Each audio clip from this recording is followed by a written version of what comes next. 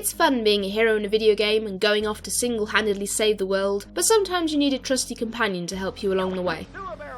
Whether they're used for transport, extra firepower, or as a moral compass, there's no doubt that these are some cool buddies to have with you. I'm Tori, and today I'm counting down my list of 5 awesome video game sidekicks. If you'd like to see a list of 5 annoying video game sidekicks, be sure to check the description for a link to my previous video on just that.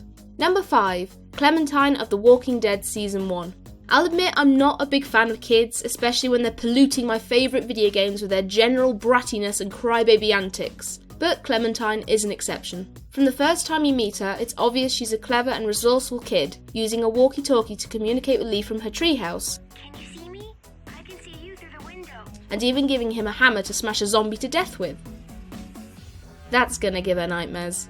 On top of this, she's such a sweet and innocent girl that you'll spend the majority of the game doing whatever you can to protect her. She gets even more awesome in Season 2, but because she's elevated to main protagonist status, we're not going to go into detail about that here. Number 4. Angelus of Drakengard. When the fatally injured Kime first meets Angelus, she's been staked to the ground of the castle keep and left to die. After a slightly hostile introduction, the two agree that the only way they can live and seek revenge is by forming a pact together. A pact or death. We are united by our need to live. However, pacts in Drakengard come at a price. While both are revived, and Kime gains great power from the pact, he also has to sacrifice part of himself, and in this case it was his voice. The only way he can communicate with Angelus is via telepathy. Also, should either pact partner die, the other will also perish. But come on, now he has a mahoosive angry red dragon on his side. I'd like to see someone try and kill him. You spend the majority of the game either riding on Angelus's back while she flames stuff to death, or running about on the ground slashing at bad guys, while Angelus flames stuff to death. Yeah, the combat is a little lackluster, but you tend to play Drakengard for the story anyway. What's great to see is the relationship between Kime and the Red Dragon blossom. While they start off resenting each other, throwing mocking comments back and forth and just generally not being very nice, they eventually grow to care and show concern for the other's well-being. Angelus even gets a few nose rubs and head scratches out of it, so everyone's a winner!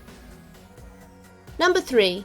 Dogmeat of the Fallout series. If you're a whiz of the series, you probably know that some version of the lovable canine has appeared in each game, but it's the 4th iteration of Dogmeat I want to talk about today. You meet him early on in the game at the Red Rocket truck stop. If you get the joke, hardy ha ha. If you don't, I advise you not to Google the terms Red Rocket and dog with SafeSearch off. As adorable as Dogmeat is, it becomes apparent pretty quickly that he's not just a cute little ball of fluff. He's a pretty decent attack dog too, killing many of the Wasteland's smaller creatures on his own and even knocking bandits to the ground so you can finish them off. He'll even kill some of them outright by ripping their throats out. Such a good little doggy. On top of this, Dogmeat can carry a hefty amount of junk so you don't have to worry about filling up your bags. But how does he even carry it all with no pockets? Number 2. Garrus of the Mass Effect series. Kaidan, Ashley, Liara, Thane, all the others I don't care to mention or have forgotten about. I'm sorry, but Garrus is the only companion for me. Well, Rex too, but he's not a romance option. Shepard. Rex?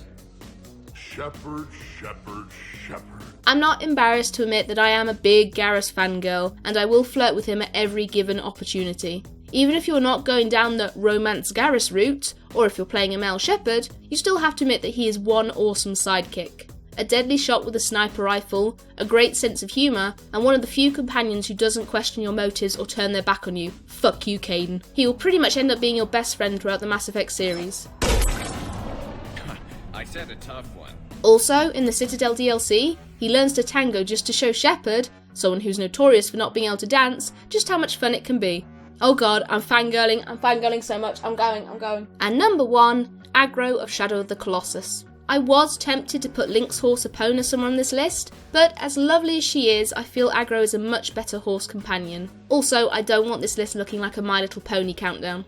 It's clear from the opening cinematic that the protagonist Wander and his faithful steed Aggro have been together a long time. She carries both him and the body Mono through mountains, forests and open plains before they arrive at the Forbidden Lands. Once Wander has been tasked by the entity Dormin to slay all 16 Colossi, Aggro carries him all across the land, and is even instrumental in bringing down some of the giants you face. Charge her towards a towering monstrosity that shoots lasers from its mouth, guide her across narrow crumbling bridges, or even make her jump off a cliff. She'll still love you unconditionally and come galloping back to be at your side. Such a good horsey. So there you go. 5 awesome video game sidekicks. Do you feel I missed anyone off the list? And who's your favourite video game buddy? Let me know in the comments section, and if you enjoyed this video, please leave a like as it really helps me out. Thank you so much for watching, and I'll see you whatever I play or talk about next. Bye bye!